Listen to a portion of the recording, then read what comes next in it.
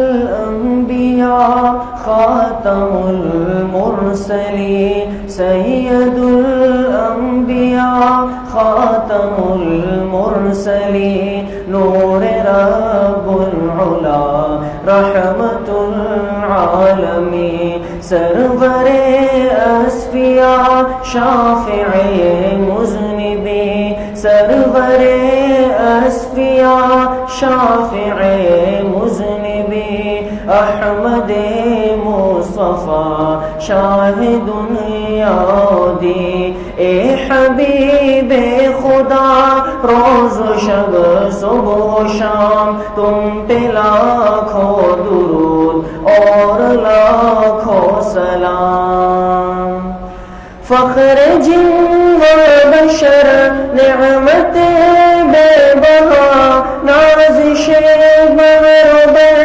صدر بزم ہدا کیمیا ہر نظر معجزہ ہر ادا کیمیا ہر نظر معجزہ ہر ادا فرش سے عرش پر عشق جلوانما اے حبیب خدا روز و شب صبح و شام تم پہ لاکھوں درود اور لاکھوں سلام اول اور آخر میں مرسلی مائے ناز کل اولی آخری اول اور آخر میں مرسلی مائے ناز کل اولی آخری انبیاء ملائک سے افضل تری انبیاء ملائک سے افضل تری بلکہ بعد از خدا مقتدر بالیقین اے حبیب خدا روز و شب صبح و شام تم پہ لاکھوں کروڑوں درود و سلام مظہر شفقت خاص ما قلا سوف یعطیک ایک فضل بے انتہا مظہر شفقت خاص ما قلا سوف یعطیک ایک فضل بے انتہا پھر فتر کی نازش قدم غاملا پھر فتر کی نازش قدم غاملا شان عالی پہ روح ہے ہماری فدا اے حبیب خدا روز شب صبح و شام تم پہ لاکھوں درود اور لاکھوں سلام رفعت ذکر کا مرتبہ یہ ملا نام ساتھی اللہ کے نام کا رفعت ذکر کا مرتبہ یہ ملا نام ساتھی اللہ کے نام کا آپ کا حکم گویا ہے حکم خدا آپ کا حکم گویا ہے حکم خدا خود خدا آپ کی کر رہا ہے ثنا اے حبیب خدا روز شب صبح و شام تم پہ لاکھوں درود اور لاکھوں سلام سید الانبیاء خاتم المرسلین نور رب العلا رحمت العالمین سرور اصفیاء شافع مذنبین احمد مصطفیٰ شاہد یادی اے حبیب خدا روز شب صبح و شام اے حبیب خدا روز شب صبح و شام تم پہ لاکھوں درود اور لاکھوں سلام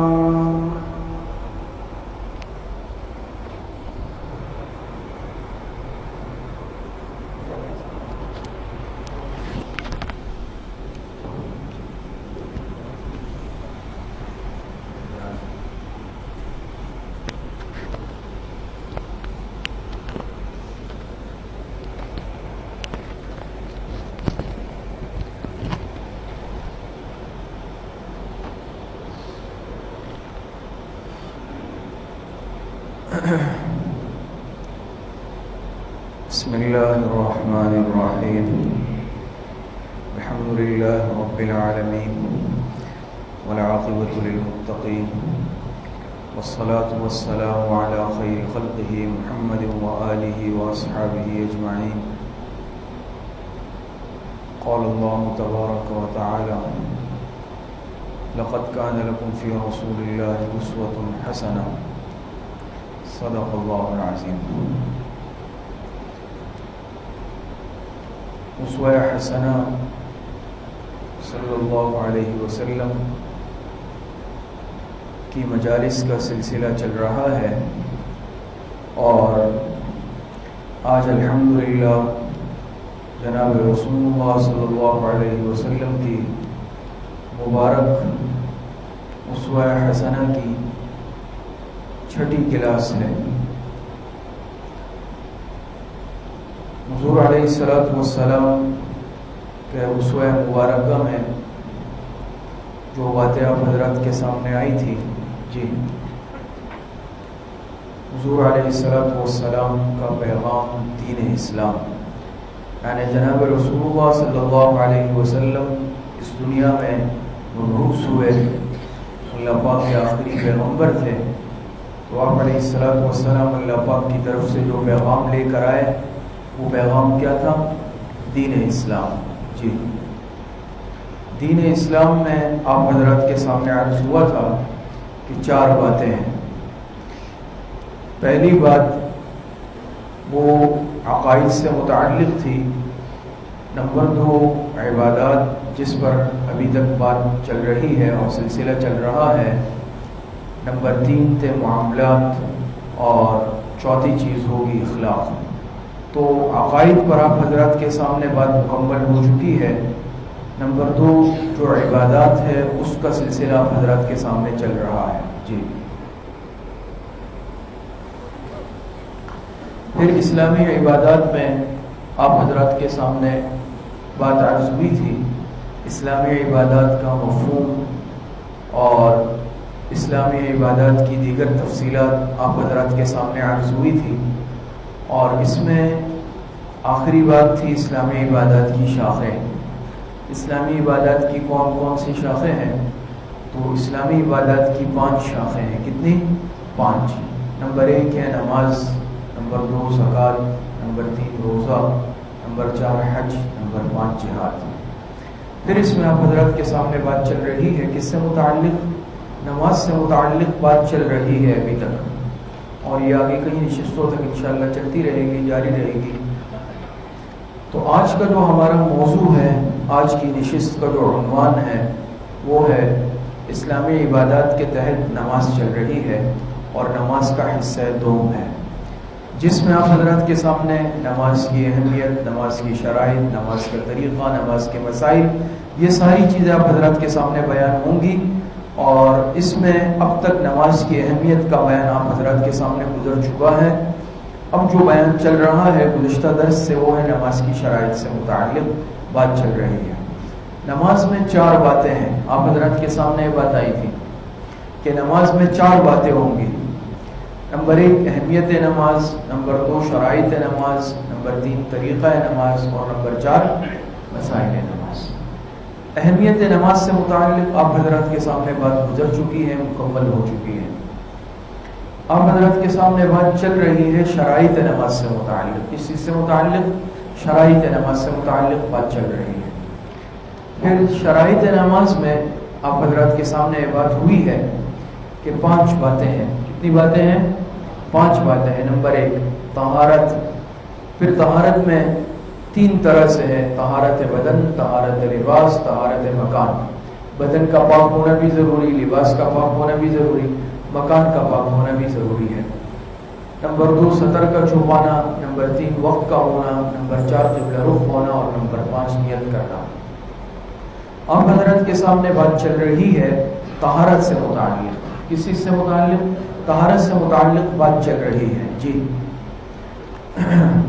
پھر طہارت میں 2 قسمیں آپ حضرات کے سامنے بیان ہوئی تھی، اقسام نجاست، اقسام طہارت، گزشتہ درس میں۔ اقسام نجاست، اقسام طہارت، پھر اقسام نجاست کی مزید قسمیں آپ حضرات کے سامنے بیان ہو چکی تھی، غلیظہ، خفیفہ، اس کی تفصیل آپ حضرات کے سامنے آ چکی ہے۔ آج جو بیان ہوگی وہ ہے اقسام طہارت۔ کیا بیان ہوگی؟ اقسام طہارت۔ جی اب آج یہاں سے ہم انشاءاللہ بات شروع کرتے ہیں۔ تمہیدی بات آپ حضرات کے سامنے ہو گئی اور ربط اور جوڑ سمجھ آ گیا ہوگا۔ پھر اقسام طہارت میں 2 قسمیں ہیں۔ جیسے اقسام نجاست بھی کتنی قسموں پر تھی؟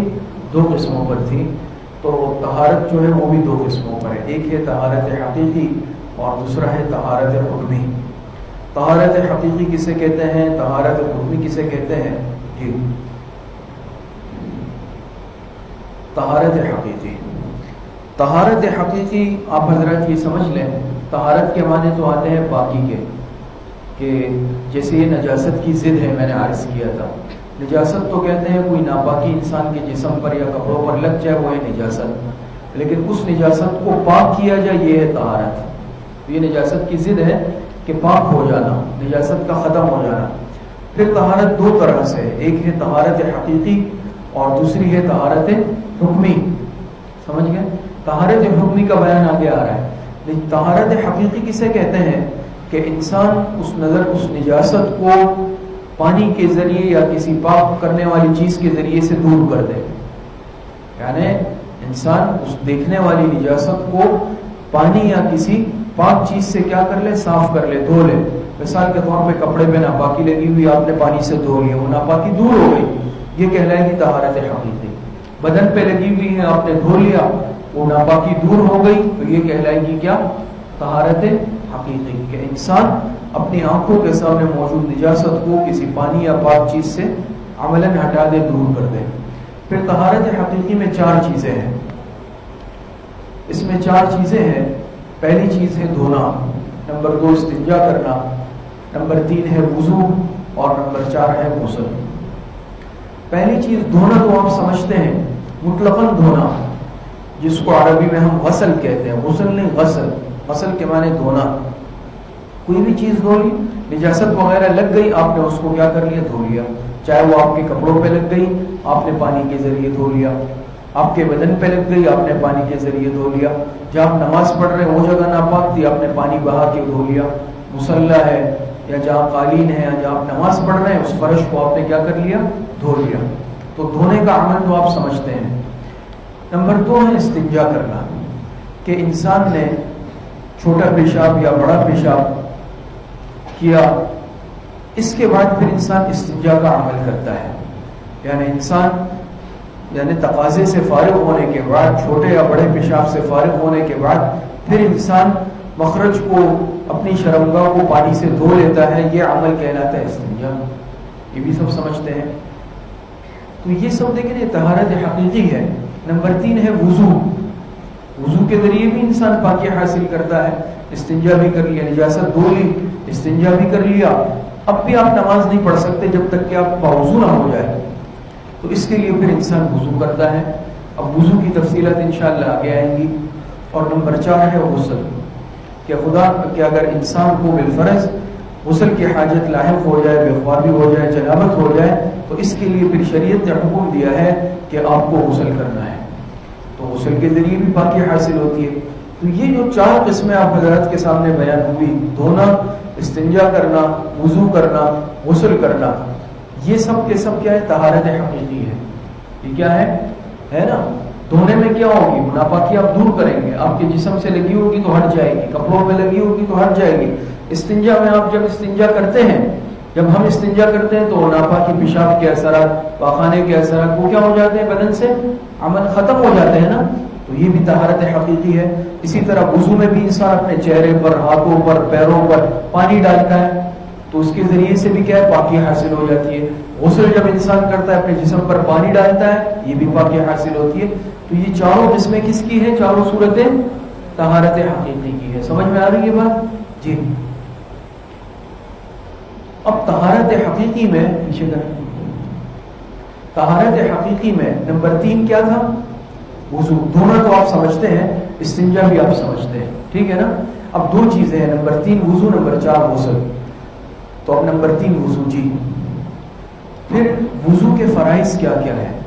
الحمدللہ ہم سب مسلمان ہونے کے ناطے بچپن ہی سے سیکھتے ہیں کہ بھئی وضو کے فرائض کیا ہے، اور ہم میں جو جتنے موجودین ہیں الحمدللہ سب کو ہی آتے ہیں، بچوں کو بھی معلوم ہے کہ وضو کے فرائض کیا ہے. تو وضو میں کتنے فرائض ہیں؟ 4 فرائض ہوتے ہیں. پہلی چیز ہے وضو میں چہرے کو دھونا، نمبر 2 ہے ہاتھوں کو دھونا، نمبر 3 چوتھائی سر کا مسح کرنا، نمبر 4 پاؤں دھونا. قرآن کریم میں اللہ پاک ارشاد فرماتے ہیں فَاغْسِلُوا وُجُوهَكُمْ وَأَيْدِيَكُمْ إِلَى الْمَرَافِقِ وَامْسَحُوا بِرُؤُوسِكُمْ وَأَرْجُلَكُمْ إِلَى الْكَعْبَيْنِ. 4 فرائض قرآن میں اللہ نے بیان کیے ہیں. فَاغْسِلُوا وُجُوهَكُمْ تو یہ کیا ہے؟ چہرے کو دھونا. یہ وضو میں فرض ہے، باقی تفصیلات کی ابھی ضرورت نہیں ہے، وہ انشاءاللہ آگے وضو کا جو سنت طریقہ آئے گا مستقل، اس میں انشاءاللہ تفصیلاً بیان کریں گے. کوشش کریں گے کہ عملی اس کی ایک صورت بھی سامنے آ جائے.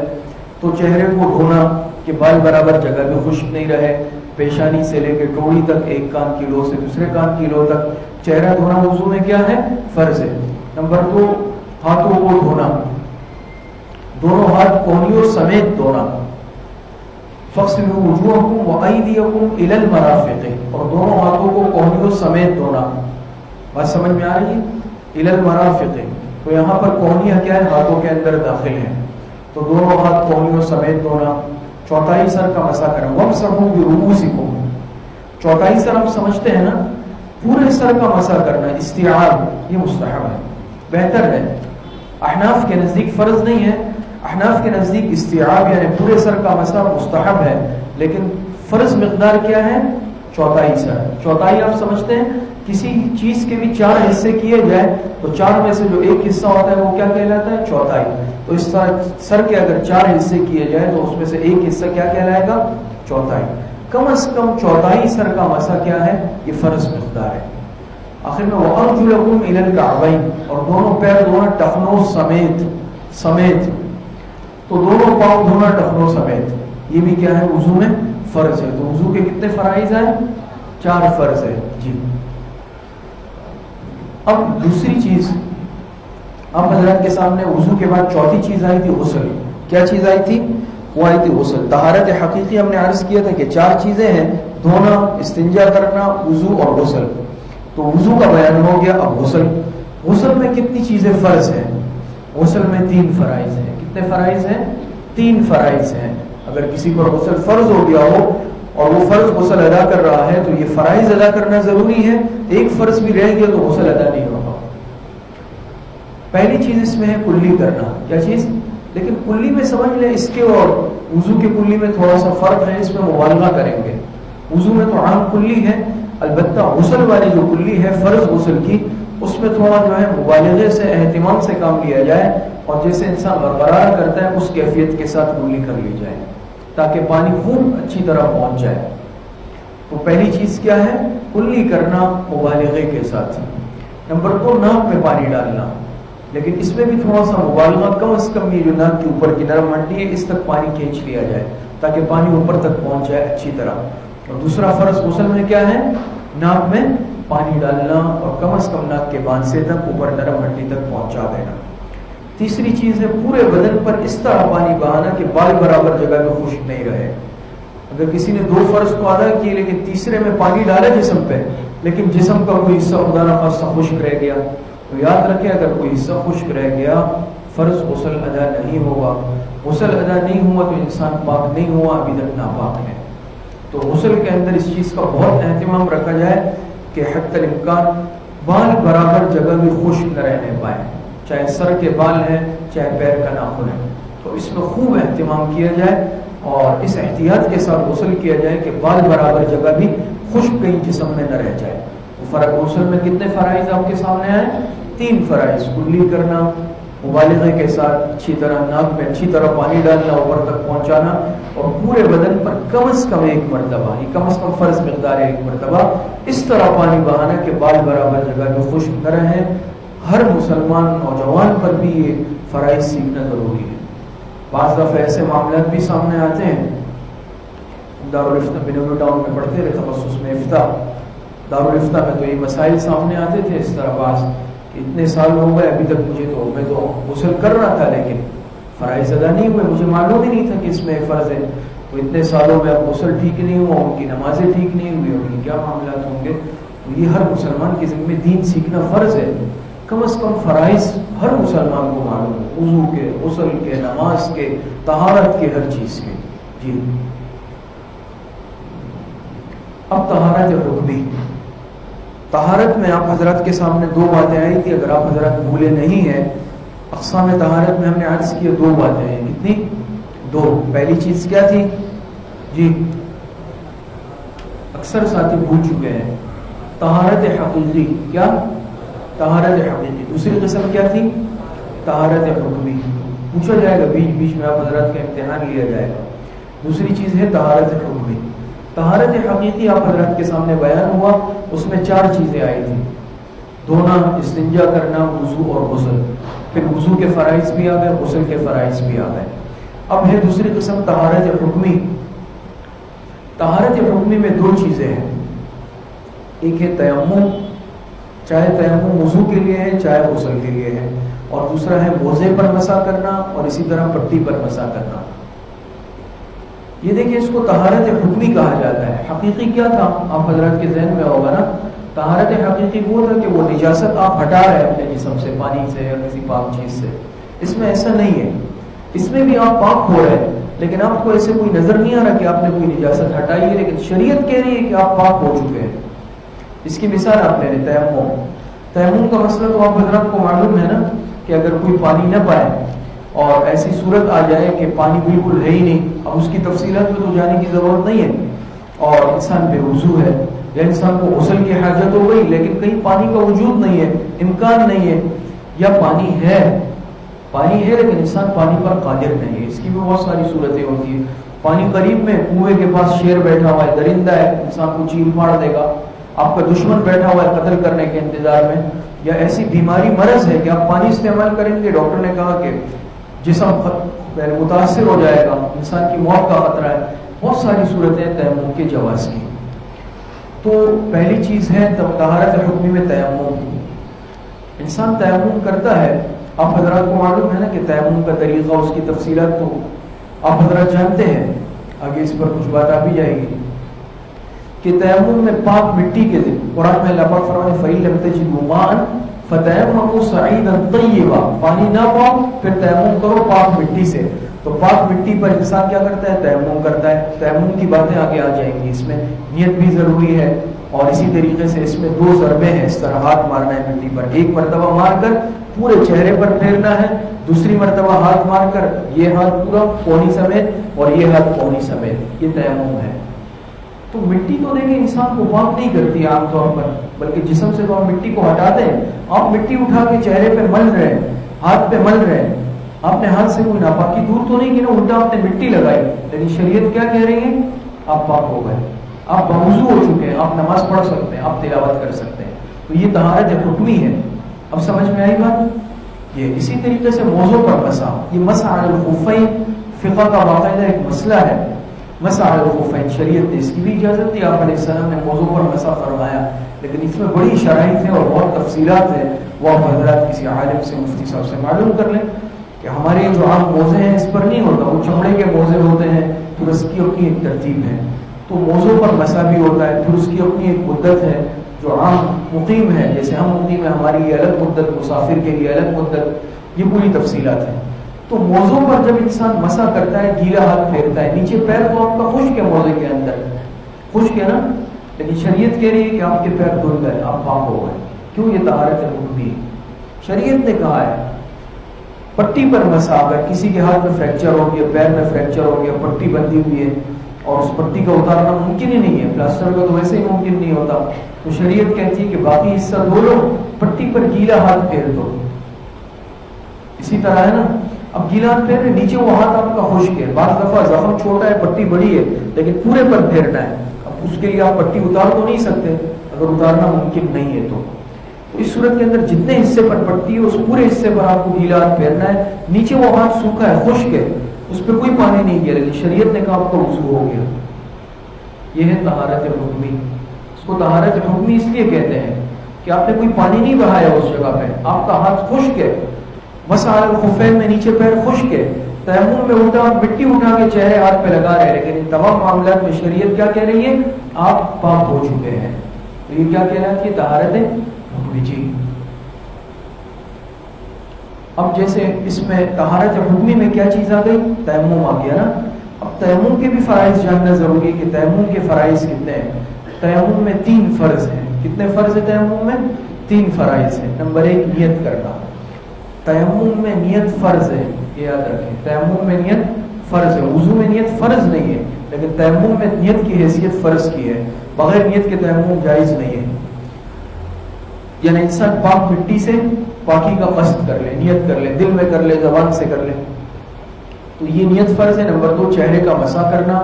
نمبر 3 ہاتھوں کا مسح کرنا. تو کتنے فرائض ہیں تیمم میں؟ 3. نیت کرنا اور مٹی پر، پاک مٹی پہ ہاتھ میں مار کر پورے چہرے پر پھیر لینا، پھر دوسری مرتبہ پاک مٹی پر ہاتھ مار کر دونوں ہاتھوں کا مسح کرنا. اس میں کوئی سر کا مسح نہیں ہے، اس میں کوئی پیروں کا مسح نہیں ہے. تیمم میں بس یہ فرائض ہے. تو تیمم کے فرائض آپ حضرات نے سن لیے، سمجھ لیے نا. تیمم میں کتنے فرض ہیں؟ 3 فرائض ہیں. نیت کرنا، چہرے کا مسح کرنا. مسح سے مراد یہ ہے کہ نیچے مٹی پر مار کر اور پھر پورے چہرے پر، اور ہاتھوں کا مسح کرنا، نیچے مٹی پر مار کر اس والے ہاتھ پر پھر اس والے ہاتھ پر. تو یہ فرائض تیمم آپ حضرات کے سامنے آ گئے. جی اب شرائط نماز میں آپ کے سامنے کتنی باتیں ہوئی بتائیں؟ جی کتنی؟ 1 بات، صرف 1 بات، وہ ہے طہارت. شرائط نماز میں ابھی تک 1 مکمل ہو گئی، پہلی باری، وہ ہے طہارت، بدن کی، لباس کی، مکان کی، اس پر بات ہو گئی. جی اب شرائط نماز میں نمبر 2 ہم شروع کر رہے ہیں. وہ کیا ہے؟ سطر کا چھپانا. سطر کا چھپانا. جی سطر کا چھپانا. سطر آپ حضرات سمجھتے ہیں کہ اللہ پاک نے مرد کے لیے بھی سطر رکھا ہے، عورت کے لیے بھی سطر رکھا ہے، لیکن دونوں کے سطر میں فرق ہے. سطر کی جو مقدار ہے یعنی چھپانا ہے بدن کا، اس میں شریعت نے فرق رکھا ہے. مرد کا سطر الگ ہے، عورت کا الگ ہے. مرد کے لیے کتنی مقدار چھپانا فرض ہے نماز کے دوران؟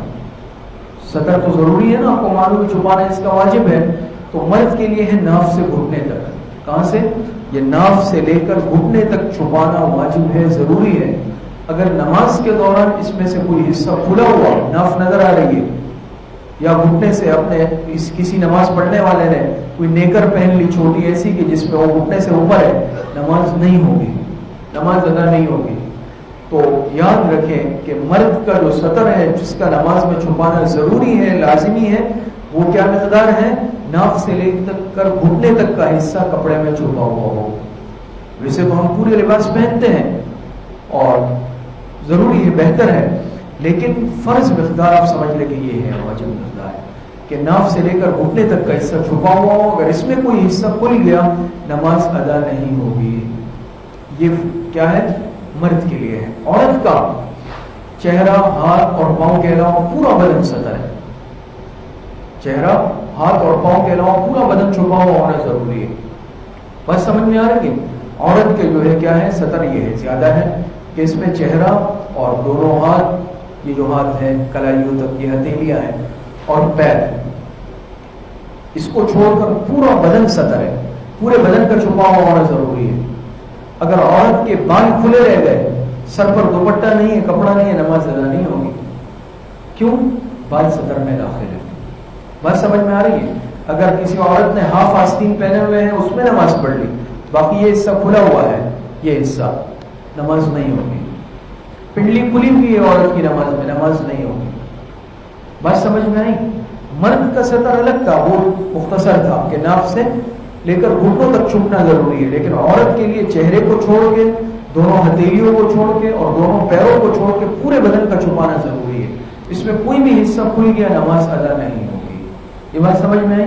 اس میں ایک بات اور سمجھ لیں کہ دیکھیں، ایک ہے سطر، ایک ہے حجاب یعنی پردہ.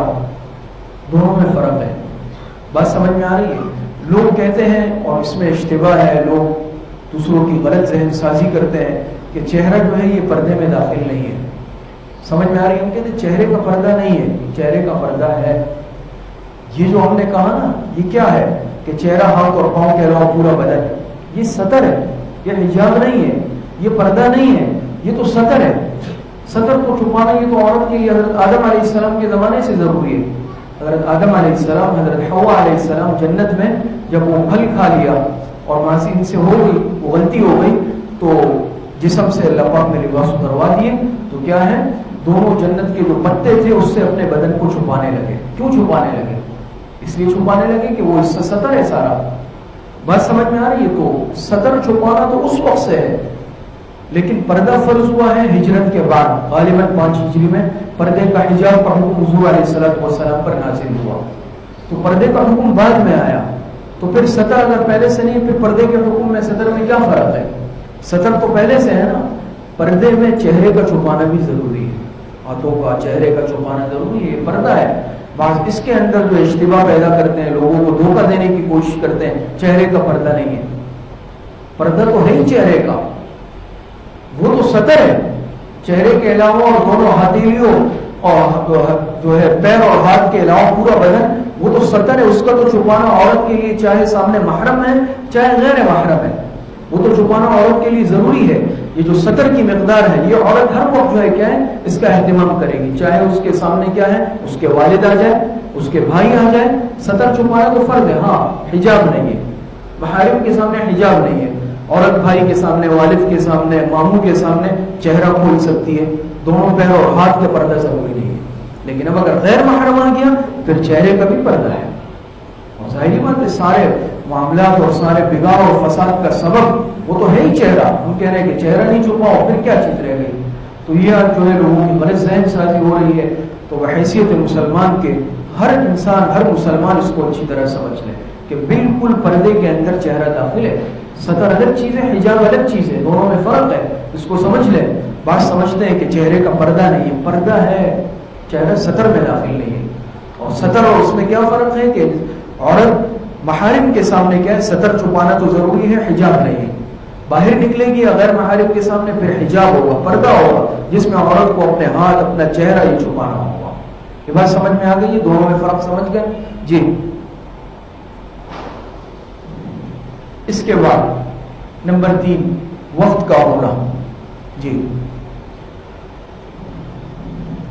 وقت کا ہونا، اس میں 2 چیزیں، اوقات صحت اور اوقات کراہت۔ وقت کا ہونا یہ بھی ضروری ہے، اور اسلام کے علاوہ اور بھی جتنے مذاہب ہیں ہر ایک نے اپنے اپنی عبادات کے لیے اوقات مقرر کیے ہیں۔ اب چاہے ان کی کوئی بھی عبادت ہے، کوئی اگر بتوں کی پوجا کرتا ہے اس کے لیے اپنے کوئی خاص اوقات مقرر کیے ہیں، کوئی ناخوس یا گھنٹہ بجاتا ہے، آپ نے دیکھا ہوگا کوئی سورج نکلتے وقت بجاتا ہے، کوئی صبح طلوع فجر کے وقت گھنٹیاں بجتی ہیں، اپنی اپنی عبادتیں ہیں، تو ہر ایک کے لیے اپنے اپنے اوقات مقرر ہیں۔ تو شریعت میں جو ہے اللہ پاک نے بھی اس اہم ترین عبادت جو نماز ہے، اللہ پاک نے اس کے لیے بھی اوقات مقرر کیے ہیں۔ اور یاد رکھیں کہ ہر اہم کام وہ تب بر وقت مکمل ہوتا ہے جب انسان اس کے لیے ایک شیڈیول اور ترتیب مقرر کرتا ہے۔ جس کام کا وقت مقرر نہیں ہو، انسان نظم الاوقات نہیں بنائے، وہ کام کبھی پورا نہیں ہوتا، بڑا مشکل ہو جاتا ہے۔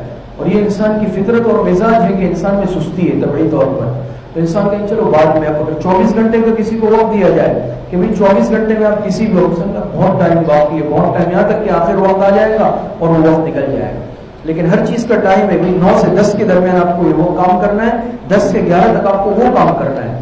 تو آپ ذمہ داری آ گئی کہ بھائی 9 سے 10 تک یہ کام کرنا ہے، کیونکہ اس کے بعد اگلا کام ہے اور اس کے لیے 1 گھنٹہ ہے میرے پاس، تو کیا کرے گا انسان؟ ذہنی طور پر تیار بھی ہوگا اور اس کام کو بہت صورت کرے گا۔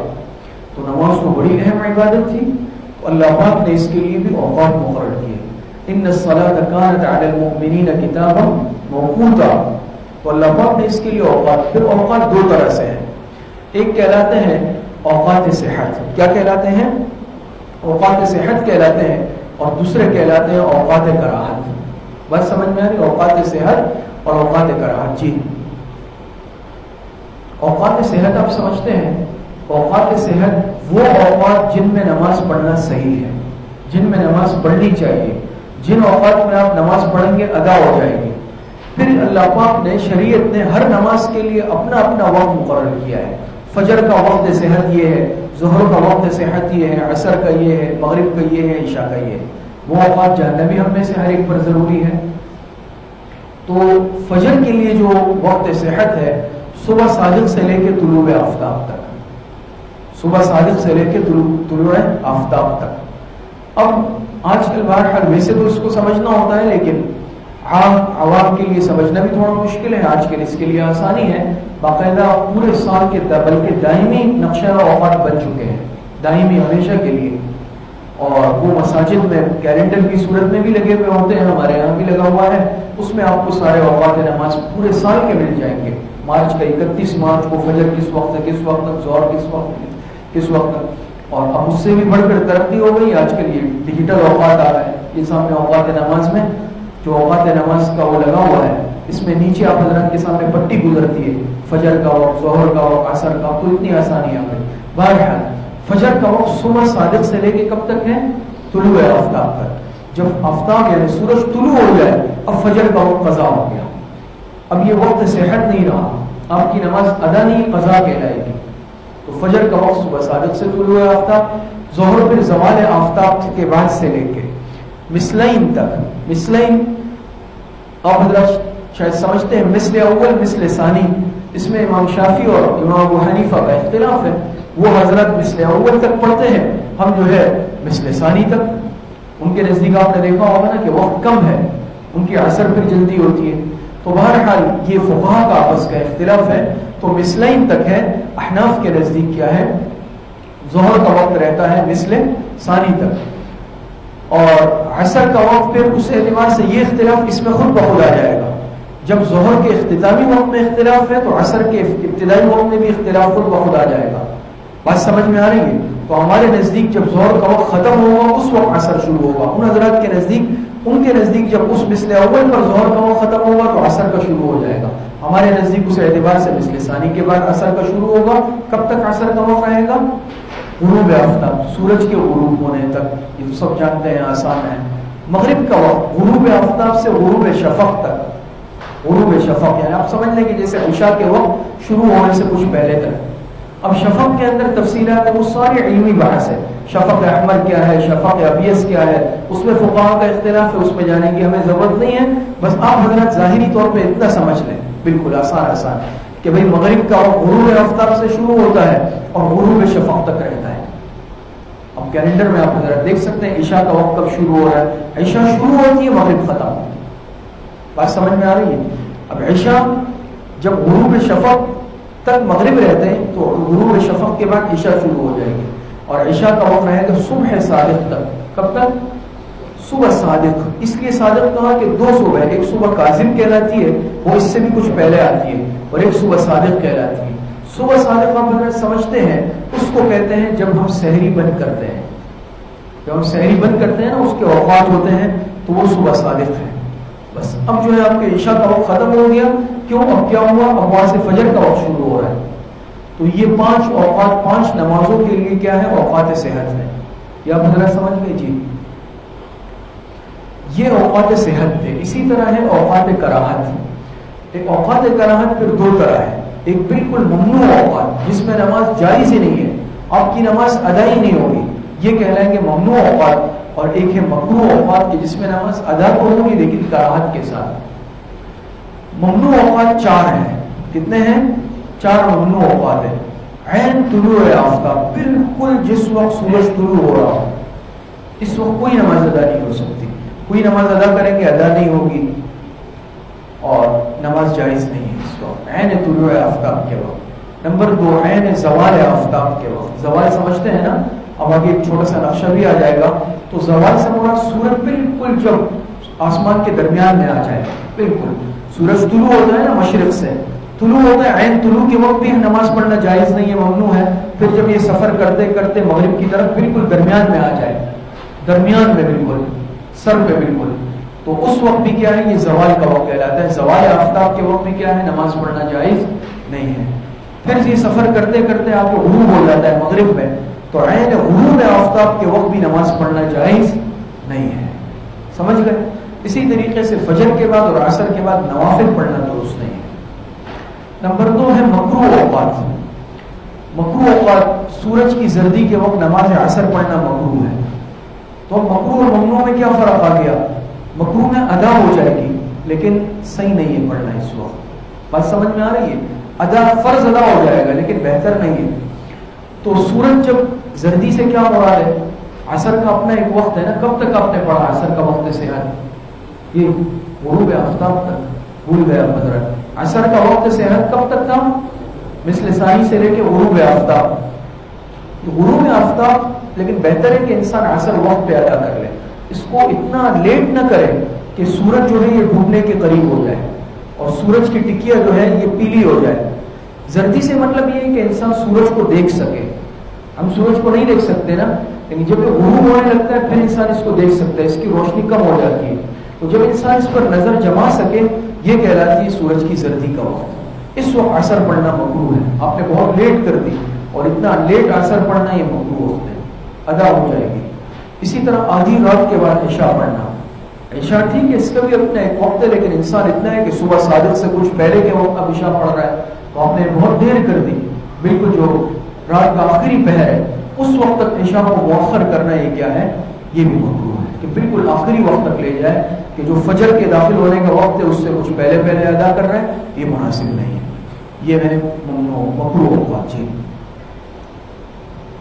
یہ ایک چھوٹا سا نقشہ بس آپ مختصر سمجھ لیں کہ سب سے پہلے آتا ہے صبح صادق, پھر آتا ہے طلوع, پھر زوال, پھر غروب, پھر عشاء کا وقت. صبح صادق آپ حضرات سمجھ گئے نا کہ ابھی سورج طلوع نہیں ہوا. بات سمجھ میں, سورج کی روشنی آئی نہیں ہے لیکن ہے صبح, اور یہ کہلاتی ہے صبح صادق, سچی صبح. بات سمجھ میں آ رہی ہے؟ ہلکی سی روشنی ایسی پھیلنی شروع ہوتی ہے لیکن سورج نکلا نہیں ہوتا, کیونکہ طلوع آفتاب جب ہوتا ہے تو فجر کا وقت ختم ہو جاتا ہے. تو یہ صبح صادق ہوتا ہے, سورج پھر نکلتا ہے یہاں تک کہ سورج سامنے آ جاتا ہے. کیا ہو جاتا ہے؟ سامنے آ جاتا ہے, طلوع ہو جاتا ہے. طلوع ہو گیا وہ یہ فجر کا وقت ختم ہو گیا. بات سمجھ میں آ رہی؟ پھر طلوع ہو کر سورج اپنا سفر کرتا ہے, اس طرح آتا ہے بالکل عین. یہ پوری عین دنیا ہے, سمجھ لیں آپ, زمین ہے, یہ زمین ہے, بالکل سورج اوپر آ جاتا ہے یہ لکیر کے اوپر. یہ رہا, یہ بالکل سیدھ میں ہے نا, یہ ہے زوال. یہ کیا ہے؟ زوال. اب سورج نے اپنا آدھا سفر پورا کر لیا ہے. جب آدھا کر لیا تو یہ سوال. اب سورج ڈھلنا شروع ہوگا. کیا ہوگا؟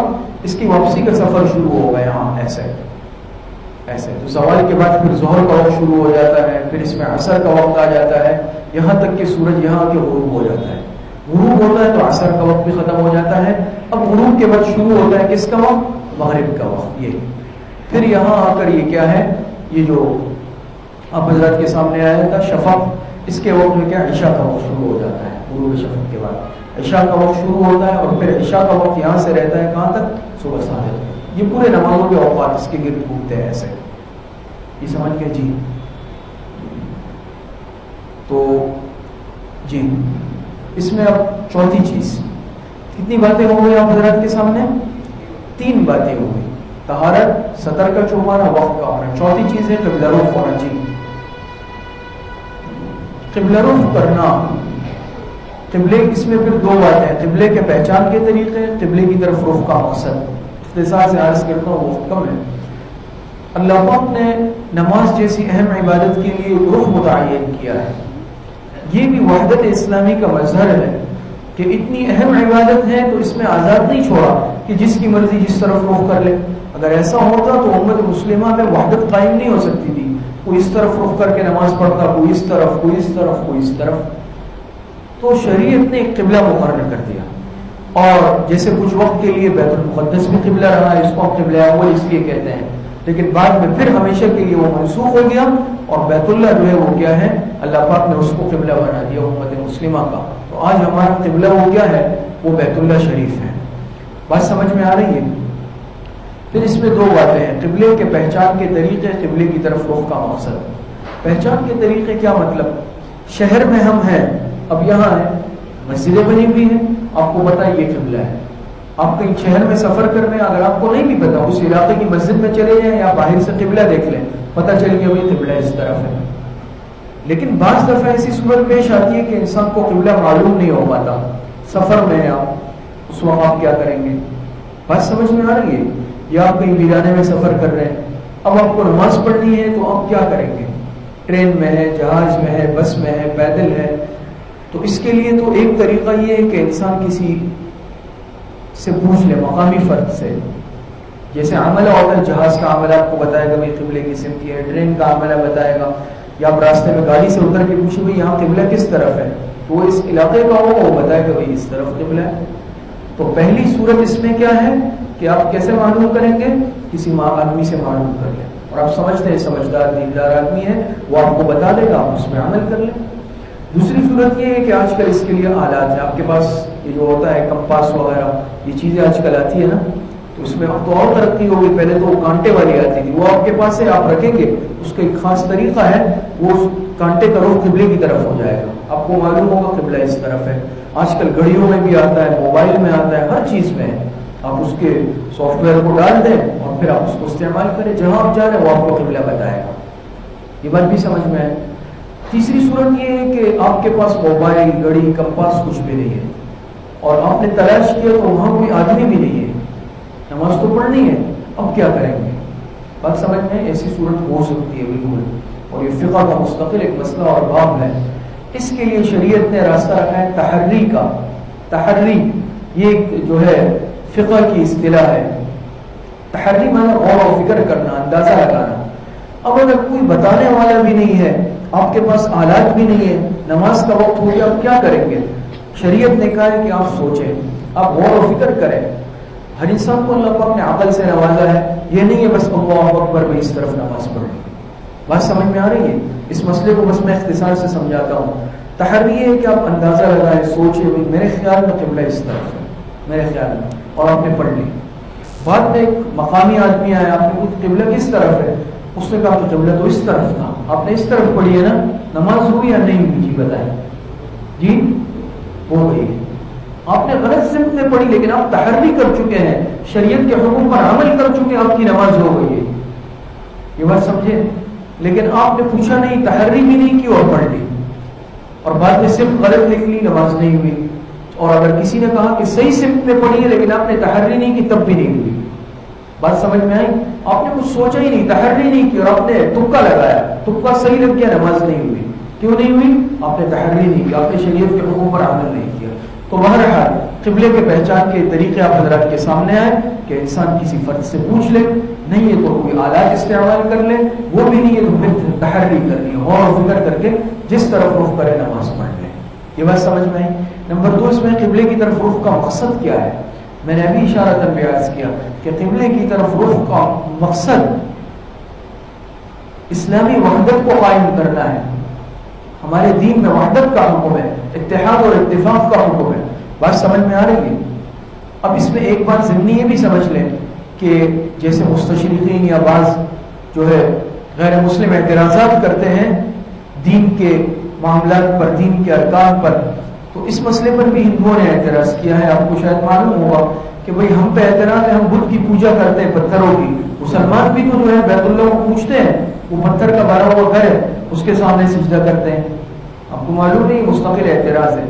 اور حجت الاسلام والمسلمین بانی دارالعلوم دیوبند حضرت مولانا محمد قاسم نانوتوی رحمۃ اللہ علیہ نے اس پر مستقل رسالہ لکھا ہے، کتاب قبلہ نما، دندان شکن جوابات دیے ہیں، دین کی اسلام کی حجت کو ثابت کر دیا ہے۔ بہرحال خلاصتاً بس اختصار سے سمجھ لیں، اس میں تو بہت تفصیلات ہیں کہ دیکھیں یہ قبلہ جو ہے نا، یہ جہت ہے، یہ جہت ہے۔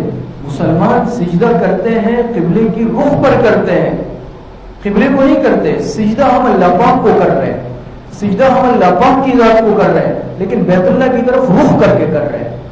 اب ہم یہاں سجدہ کرتے ہیں، یہاں کعبہ موجود ہے سامنے، یہاں نہیں ہے کعبہ، تو مکہ مکرمہ میں بیت اللہ کے اندر ہے، تو یہاں کون سامنے کعبے کو سجدہ کیا؟ ہم نے اس کی رخ پر سجدہ کیا ہے، وہ تو خود سامنے رکھ کر کرتے ہیں۔ بات سمجھ میں آ رہی ہے؟ اور کوئی بھی مسلمان سجدہ کرتا ہے، اس کوئی یہ نیت نہیں کرتا، نہ دل میں نیت ہوتی ہے کہ میں اس بیت اللہ کو سجدہ کر رہا ہوں، بلکہ سجدہ انسان کرتا ہے اللہ پاک کے سامنے، اللہ پاک کی تعظیم سے۔ اور یہ حکم بھی اللہ نے دیا ہے کہ اس طرف رخ کر کے پڑھنا ہے، تو اس لیے ہم اس طرف رخ کر کے پڑھتے ہیں، بیت اللہ کو سجدہ نہیں کرتے، بیت اللہ کی سمت میں سجدہ کرتے ہیں۔ یہ بات سمجھ میں آ رہی ہے؟ تو بہرحال قبلے کی طرف رخ کرنے کا مقصد کیا ہے کہ انسانی وحدت قائم ہو، ورنہ اگر ہر ایک کا قبلہ الگ الگ ہوتا کبھی اسلامی وحدت اور اتحاد قائم نہیں ہو سکتا تھا، انتشار افتراق کی کیفیت ہوتی، ہر ایک اپنا اپنا قبلہ بنا لیتا. تو بہرحال ایک مسلمان مشرق کے کونے میں ہے، مغرب کے کونے میں، شمال کے کونے میں، جنوب کے کونے میں، نماز کا وقت آتا ہے سب کا رخ بیت اللہ کی جانب ہو جاتا ہے. جی شرائط نماز میں کتنی باتیں ہو گئی؟ 4. طہارت بدن، لباس، مکان، صدر کا چھپانا، وقت کا ہونا، قبلہ رخ ہونا. 5ویں بات نیت کرنا. یہ شرائط نماز میں آخری شرط ہے. آج ہماری شرائط پوری ہو جائے گی. آخری شرط ہے نیت کرنا. نیت میں 2 باتیں ہیں. کتنی باتیں ہیں؟ 2. نیت کی اہمیت، نیت کا مطلب اختصار کے ساتھ نیت کی اہمیت. نیت بہت اہم چیز ہے. نیت پر ہی تو سارے اعمال کا دار و مدار ہے، اور نیت کی بنیاد پر ہی تو سارے معاملات ہوتے ہیں. اب یہ دیکھیں ہم نماز پڑھتے ہیں تو نماز سے پہلے ہم نیت کرتے ہیں نا. تو میں نیت کرتا ہوں فلاں اتنے 4 رکعت نماز کی، عشاء کے وقت کی، امام کے پیچھے منہ میرا کعبے کی طرف اللہ ہو گئی. نیت آپ کی ہو گئی. تو نیت بہت اہم ہے. اب اگر کسی نے کوئی نیت ہی نہیں کی، کسی کی کوئی نیت ہی نہیں ہے، بالکل بغیر نیت کے اگر بس کوئی ایسے نماز کے ارکان ادا کر رہا ہے، اس کی نماز نہیں ہوگی. کیوں نہیں ہوئی؟ نیت کا استحضار ہی نہیں ہے. اس نے اپنی نیت کو حاضر نہیں کیا، کوئی نیت ہی نہیں کی بس کہ میں کون سی نماز پڑھ رہا ہوں، کس وقت کی پڑھ رہا ہوں، کتنے رکعت پڑھ رہا ہوں، بس ویسے ہی ادا کر لی. تو اس صورت کے اندر کیا ہوگی؟ نماز ادا نہیں ہوگی. کیوں؟ نیت نہیں ہے. یہ بات سمجھ میں آئے گی؟ یہ بات سمجھ میں نیت ضروری ہے. اب ذہن کے اندر یہ شبہات ہے کہ بعض دفعہ تو ہم زبان سے نیت کرتے ہی نہیں ہیں، جلدی میں آپ کو اللہ اکبر رکعت جا رہی ہے امام کے پیچھے، تو پھر کیا ہوگا؟ یہ ہے دوسری بات نیت کا مطلب. اس میں سمجھ میں آئے گا. یہ سمجھ گئے نیت کی اہمیت. نیت نہیں ہے آپ کی نماز نہیں ہے. بات سمجھ میں آ رہی ہے؟ نیت کے بغیر آپ وہی سجدے رکوع کر رہے ہیں، ارکان ادا کر رہے ہیں، لیکن آپ کی نماز ادا نہیں ہو رہی ہے، فرضیت ادا نہیں ہو رہی ہے. لیکن نیت کر رہے ہیں تو ادا ہو رہی ہے. اب نیت کا مطلب کیا ہے؟ دیکھیے نیت ایک تو یہی ہے کہ زبان سے ہم ادا کر لیں. پھر ہر ایک اہل لسان اپنی زبان میں ادا کرتا ہے، شریعت نے اس کی اجازت رکھی. اردو والا ہے وہ اردو میں نیت کر لے، پشتو والا پشتو میں، عربی والا عربی میں، فارسی والا فارسی میں.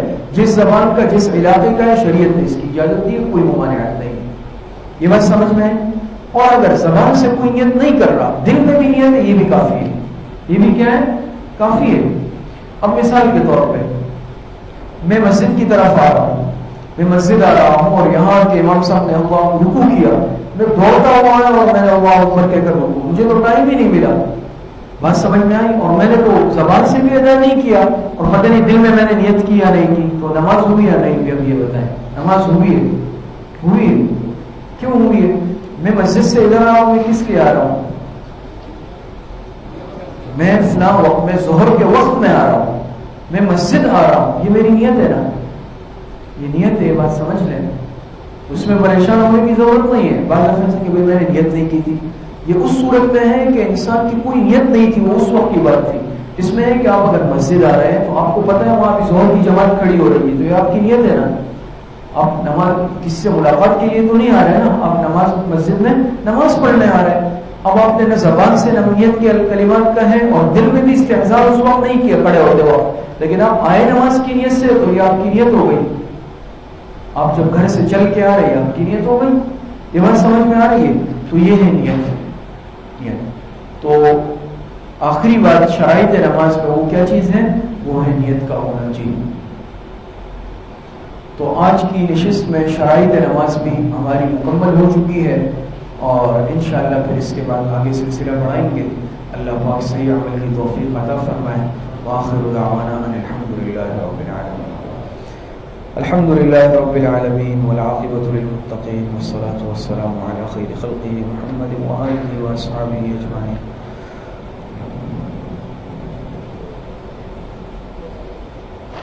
ہمارے بھائی سعید الرحمن صاحب کی کزن بیمار ہے، اسپتال میں داخل ہے. دعا فرمائے اللہ پاک ان کو صحت کاملہ عاجلہ عطا فرمائے، اور جتنے بیمار گھروں میں اسپتالوں میں اللہ پاک سب کو صحت کاملہ عاجلہ عطا فرمائے. مستورات سے دعاؤں کا کہا گیا ہے، اللہ پاک سب کو جانتے ہیں، سب کی حاجتوں کو جانتے ہیں. اللہ پاک سب کی پریشانیوں کو ختم فرمائے. جتنے بیمار گھروں میں اسپتالوں میں اللہ پاک سب کو صحت کاملہ عاجلہ عطا فرمائے. جتنے اموات المؤمنین دنیا سے جا چکے ہیں اللہ پاک سب کی مغفرت فرمائے. ہماری دعاؤں کو اپنے فضل و کرم سے، فضل و رحمت سے اپنی بارگاہ میں قبول فرما. وصلی اللہ وسلم علی نبینا محمد وآلہ واصحابہ اجمعین برحمتک یا ارحم الراحمین. ایک اعلان سن لیں. آنے والی جو